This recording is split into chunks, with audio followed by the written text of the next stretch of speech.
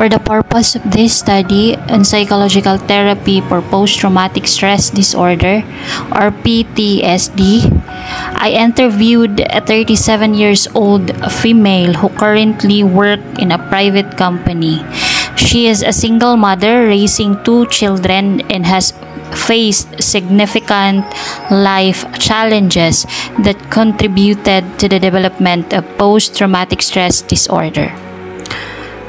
Her experiences and journey through therapy offers valuable insight in the effectiveness of psychological intervention in managing and overcoming trauma.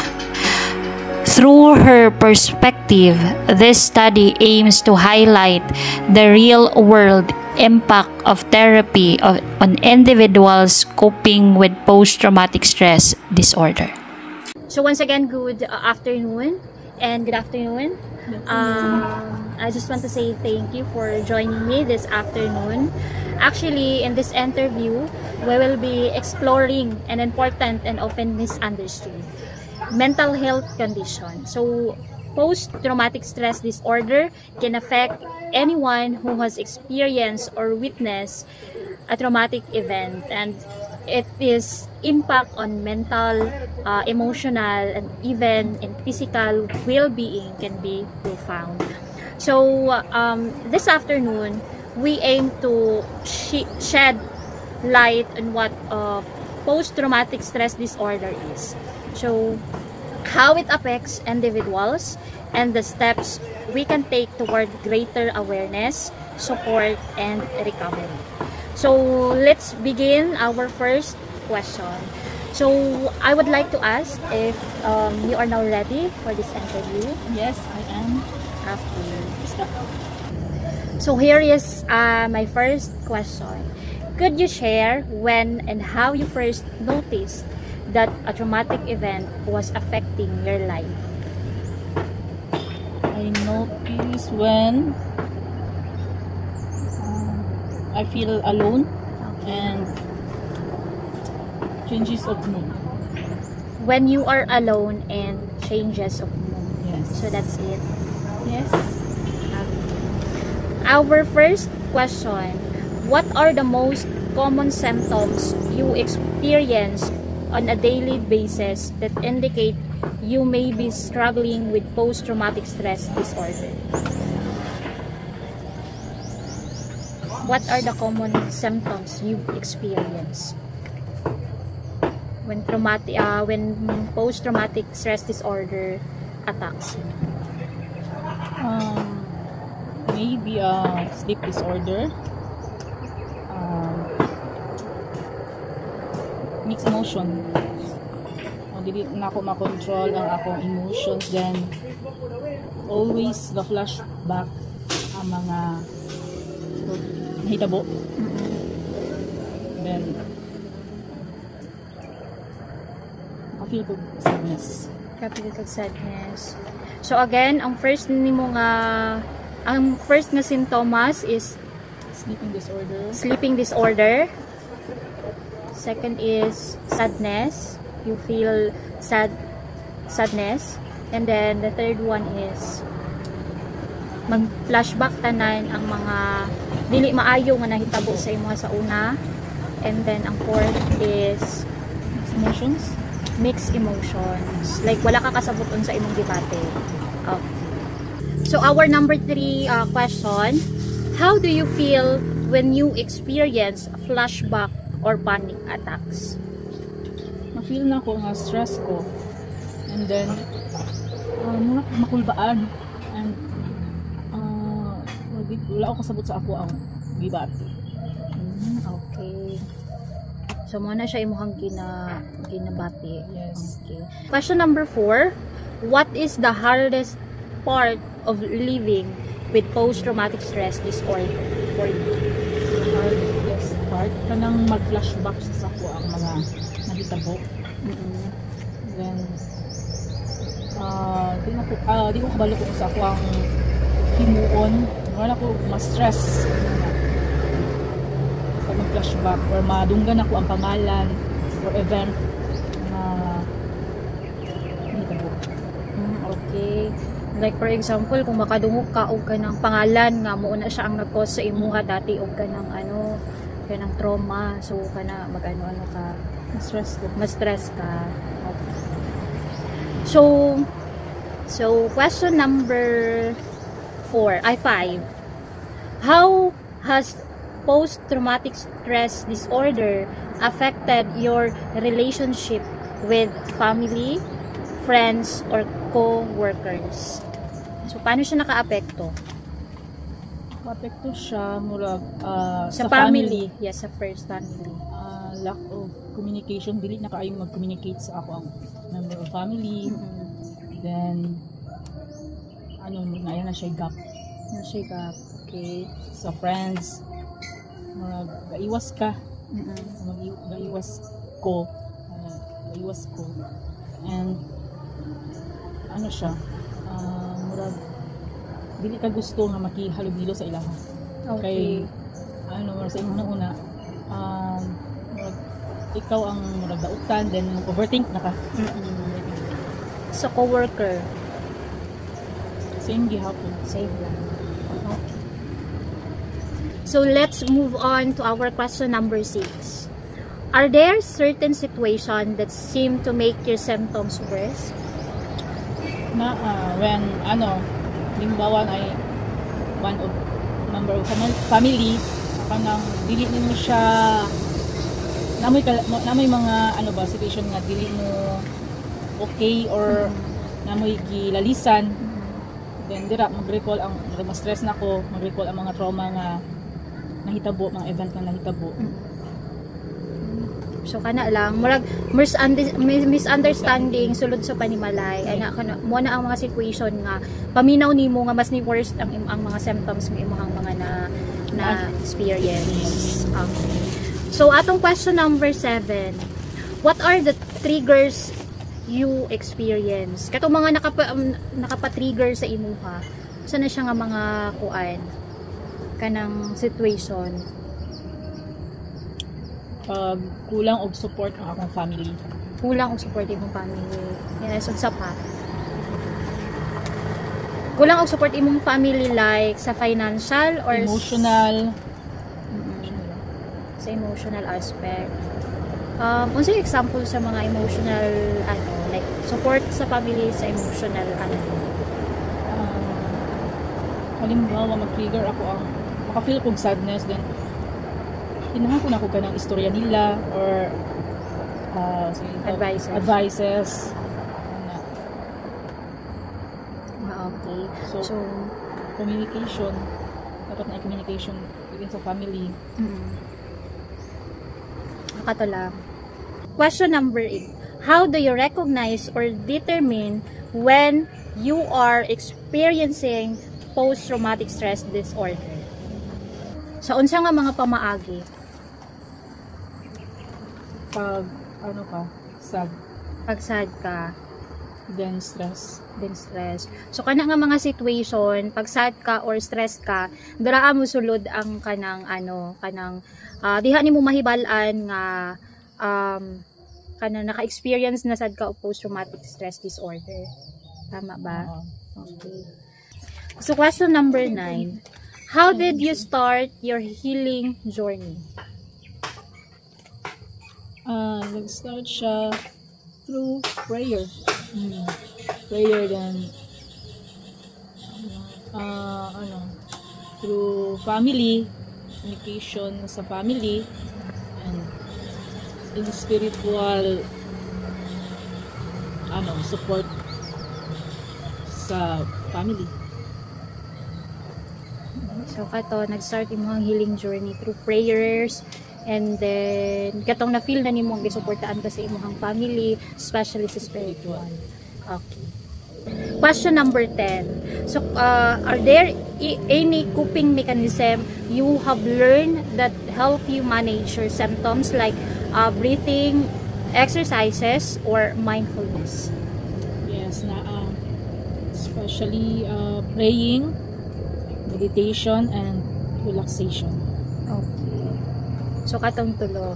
Praying, meditation, and relaxation. Okay. So let's move on to question number 11. How has a post-traumatic stress disorder affected your mental and emotional well-being, and how do you deal with these effects?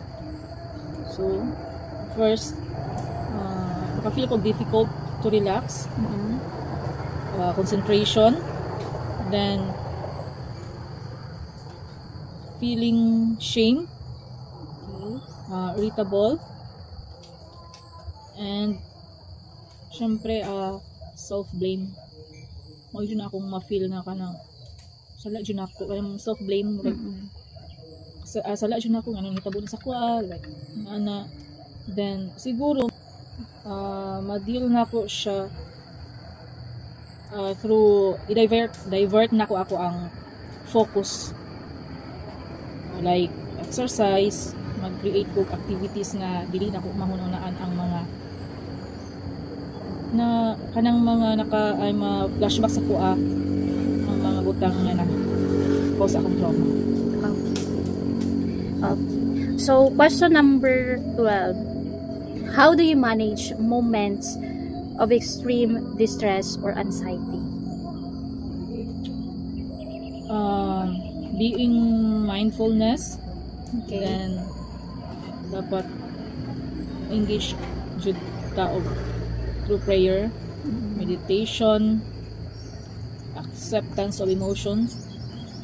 Then dapat priority nato ang enough matulog jud, then physical activities. Okay. Question number 13. What has helped you during those times? So nato sa healing process, like mas ang faith nato sa Ginoo mas gipalalong pagyud. Then inanong jud nato i-fight in order to live and survive. Okay. So kinahanglan nato i-face ang mga atong struggles and depression so that ma-overcome nato tanan. Okay. Okay. Question number 14. So what have you learned for asking help or forgive yourself while healing from trauma? So akong natun-an is dili nato kaya if kita lang. And dapat na adyo tay Ginoo nga ato ang saligan in order to mahil ato ang mahil ka, then family need na to support from family or friends para lang jud ma-heal or makasurvive ta sa iyong anang trauma. Okay. Or ma-overcome natin Yes. siya ng mga experiences. So question number 15. What are your greatest fear or anxieties when the memories of your trauma resurface? Greatest fear, mahadlok ko nga mubalik ko sa time nga murag dili ko gusto na ako'y kaistorya, gusto na ako lang isa, dili ko mag-communicate with other people. Ano lang ko, gusto na ko magkulong lang jud ko sa isa ka kwarto nga wala jud ko dapat istorya ko. Okay. So question number 16. What do you feel is the most important thing people should understand about living with post-traumatic stress disorder? So dapat dili ta mo judge og isa ka tawo nga naka-experience of post-traumatic stress. Siguro kinahanglan natin sila sabton, then kinahanglan po nato sila i-guide, then dili man gud lalim ang mga situation, especially if alam ang mga naagian is worst para sa ilang so kinahanglan gid nila og support. Di ka basta mag-judge sa ilang. So let's move on to our question number 17. How do you view your healing process moving forward? Are there any steps or goals you are working toward? So dapat natin first, acknowledging progress, like celebrating small wins. Kailangan to recognize or celebrate ang mga small victories even if they seem insignificant. And another, tracking progress. So dapat reflect on how far you come and acknowledge the growth and resilience you've developed. Question number 18. How has your family and friends support played a role in your recovery, and how have they been involved in your healing process? Na-feel na ako nga akong family na support sa ako the way how they treat me. Then every time na nakita ko nila nga stress ko or na ako sa state nga lonely ko, akong friends and family napagita sila way para lang akong mawala akong stress or mawala akong pagka-lonely. Kuan ko nila, gina-encourage ko nila, then kapangita sila way, halimbawa kanang ginalaag ko nila or ginatreat ko nila para mawala lang jud. Then in a small way nga, kung kumustahon ko nila, dira na ko ma-feel nga care jud sila sa kuha. Second to the last question, number 19. What are some things you have learned from your experience with post-traumatic stress disorder that you would want to share with others going through similar struggles? Hindi na to dili mo stick or mo focus sa mga trauma nga nahitabo sa tuwa. So hindi na to move forward and enjoy na atong life, kay syempre need nyo to survive. Enjoy na atong life, kauban ang presensya sa Ginoo and sa atong family and friends. Okay. Question number 20. What message of hope or encouragement would you like to offer to others who are experiencing trauma or post-traumatic stress disorder? So my message or encouragement sa mga experience of post-traumatic disorder, dili na ito kinahanglan mo focus sa atong experience or naagian. Kinahanglan natin mo focus sa ato ang relationship sa Ginoo and sa family. So kinahanglan natin enjoy atong kinabuhi as long as we live and kinahanglan natin nato enjoy ang company nato uban tong pamilya, ilang support nga ginahatag sa ko, then more on good ta praying, then accept na to ang mga panghitabo and enjoy lang dyan. Okay.